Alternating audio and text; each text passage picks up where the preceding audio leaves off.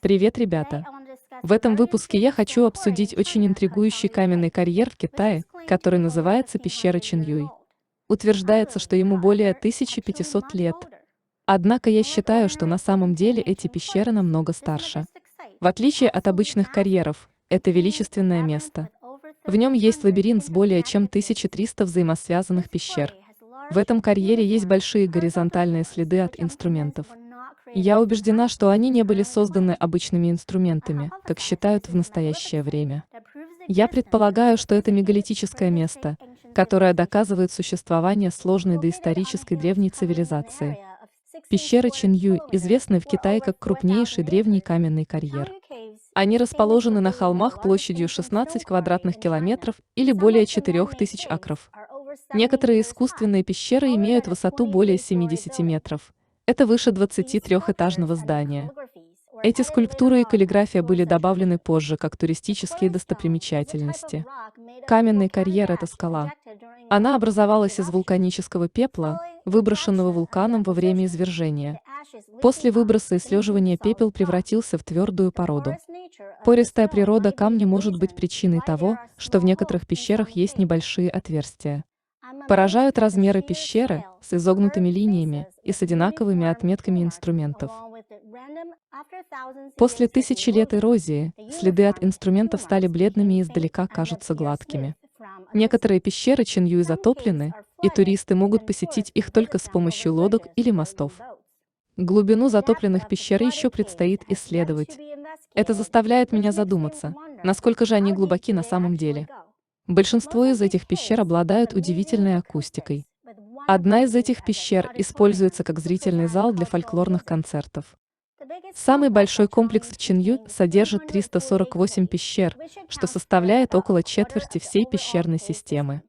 Только в этом комплексе было добыто более 1,3 миллиона кубометров камня.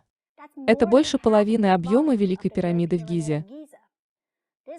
Это действительно колоссальный промышленный комплекс. Считается, что древние рабочие начинали разработку с вершины холма, а затем углублялись все ниже.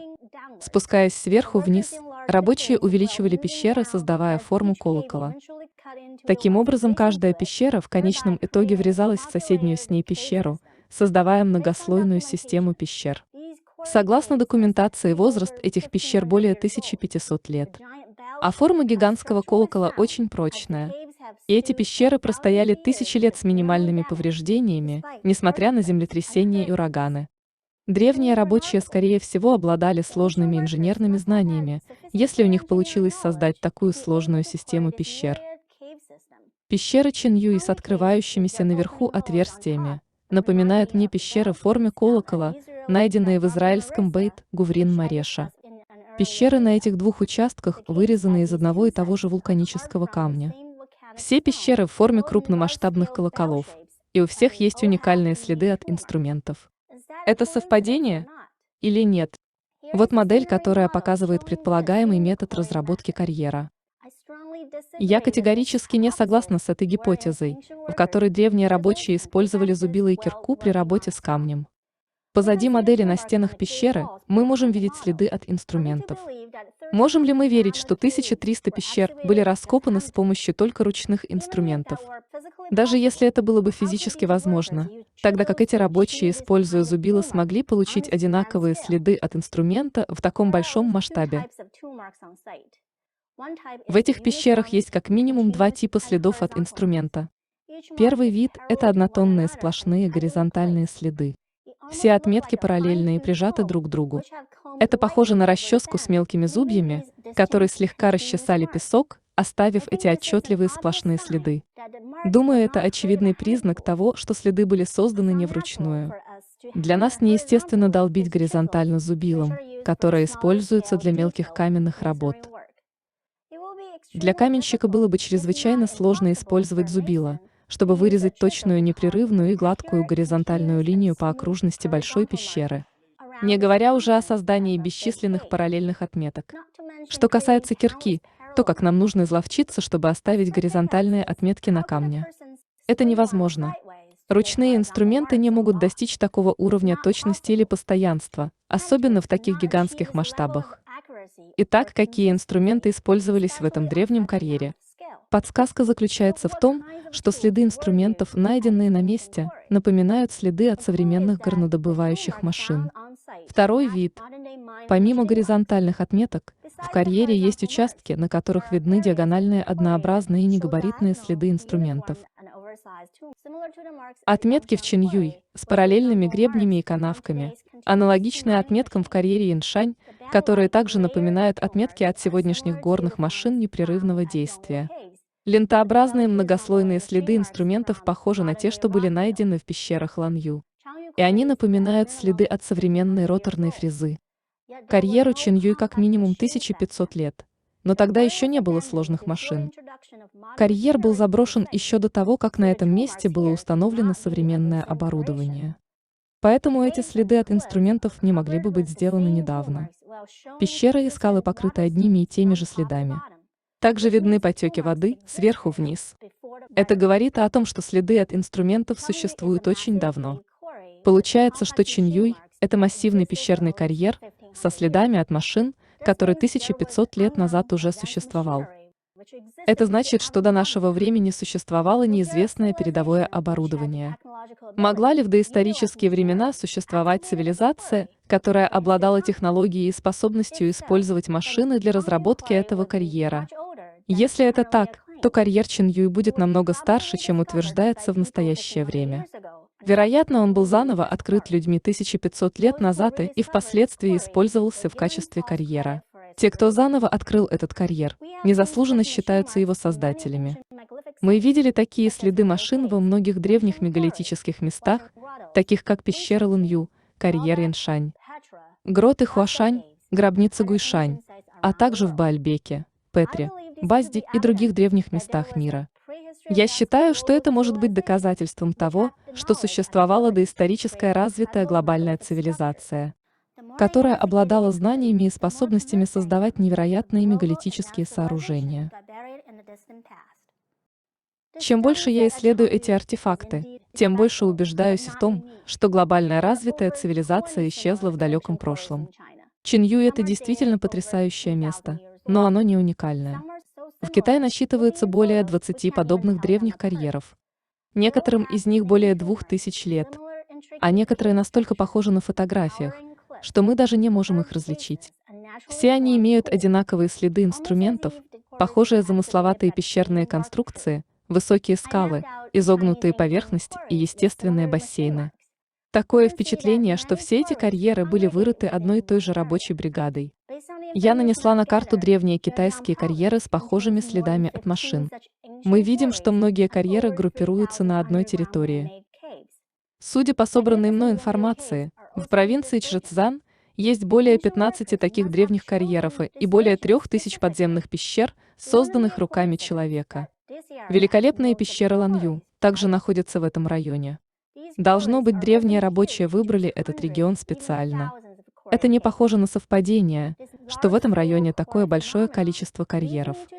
Эти карьеры зачастую огромны, с сотнями и даже тысячами пещер.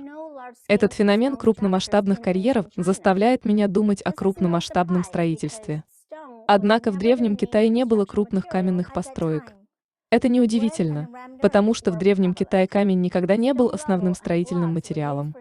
В основном преобладала древесина и утрамбованная земля. Каменный щебень и блоки использовались для скульптур, тротуаров, мостов и небольших построек. Это одна из причин, почему в Китае сохранилось так мало зданий, возрастом старше 1000 лет. Потому что конструкции из дерева имеют гораздо меньший срок службы, чем конструкции из камня. Напомню, что на четверти одного только карьера Чиньюй могло быть добыто 1,3 миллиона кубометров камня, что больше половины объема Великой пирамиды Гизы. Это огромное количество камня. Помимо Чиньюй, в одном регионе есть более 15 подобных крупномасштабных карьеров. Действительно ли древним китайцам нужно было столько камня? Если на камень не было большого спроса, тогда зачем тратить силы на разработку этих карьеров? Это еще один аргумент, почему такие места появились раньше заявленных 1500 или 2000 лет назад. Итак, в карьерах добыто астрономическое количество камня. Куда делся камень, если каменных построек не найдено? Большинство карьеров расположено в провинции Чжэцзян, которая находится прямо у Восточно-Китайского моря, окраины Тихого океана. 2/3 этого моря составляют континентальный шельф, который в значительной степени мелководный. 11 тысяч лет назад уровень моря здесь был на 40 метров ниже. 19 тысяч лет назад, во время последнего ледникового периода, уровень моря был на 110 метров ниже. Это означает, что почти весь континентальный шельф в Восточно-Китайском море был сушей. В это время нынешний остров Тайвань и японский архипелаг были связаны сушей с равниной Евразии. Ледники покрывали всю Канаду, часть Америки и часть Европы. Но Восточный Китай оставался свободным от льда. Тогда температура была примерно на 7 градусов по Цельсию ниже, чем сегодня. Вот диаграмма, показывающая текущие средние, высокие и низкие температуры в районе Чинюй. Если мы уменьшим ее на 7 градусов по Цельсию, температура в этом регионе во время последнего ледникового периода все еще будет умеренной. В этих условиях все еще может произрастать растительность и возможен сбор урожая. Последний ледниковый период длился более 100 тысяч лет, а это достаточно времени для процветания и прогресса цивилизации. Вот карта Восточной Азии на пике ледникового периода. На пике последнего ледникового максимума уровень моря был примерно на 120 метров ниже. Все возвышенности были покрыты льдом. Сегодняшний затопленный континентальный шельф тогда был зеленым и обитаемым оазисом. Если в то время существовали развитые цивилизации, они могли бы раскопать огромные карьеры, чтобы построить феноменальные сооружения, которые теперь, вероятно, находятся под песком на дне моря. Пока что проведено не так много подводных исследований в Китайском море. Поэтому мы действительно не знаем, есть ли какие-нибудь старые каменные сооружения, захороненные под водой. Я бы предположила, что такие сокровища действительно существуют, если достаточно тщательно поискать. Таинственный подводный монумент Янагуни находится недалеко от карьера Чинюй, менее чем в 300 милях от него. В настоящее время Янагуни находится на 26 метров ниже уровня моря. Это означает, что во время последнего ледникового периода он находился над уровнем моря и был связан с Восточно-Китайской равниной. Среди археологов идет много споров о том, является ли это сооружение искусственным или естественным. Китайский алхимик, живший 1700 лет назад, написал книгу о бессмертных, практиковавших даосизм и алхимию. Материал в его книге был собран из более ранних книг ученых, которые задокументировали бессмертных. В одном из своих рассказов бессмертный поведал о том, что он трижды видел, как Восточно-Китайское море превращалось в поля. В китайской культуре это стало идиомой для описания драматических изменений жизни и мира. Вы можете подумать, что это всего лишь легенда, но раскопки времен палеолита в провинции Чжэцзян демонстрируют слои морской трансгрессии с промежуточным слоем, содержащим человеческую деятельность. Если исследователи смогут обнаружить сооружения под Восточно-Китайским морем, тогда мы можем быть уверены, что они принадлежат потерянной доисторической цивилизации. И эти сооружения с большой вероятностью будут сделаны из того же камня, который первоначально был добыт в древних пещерах Чинюй. А что думаете вы, пишите в комментариях.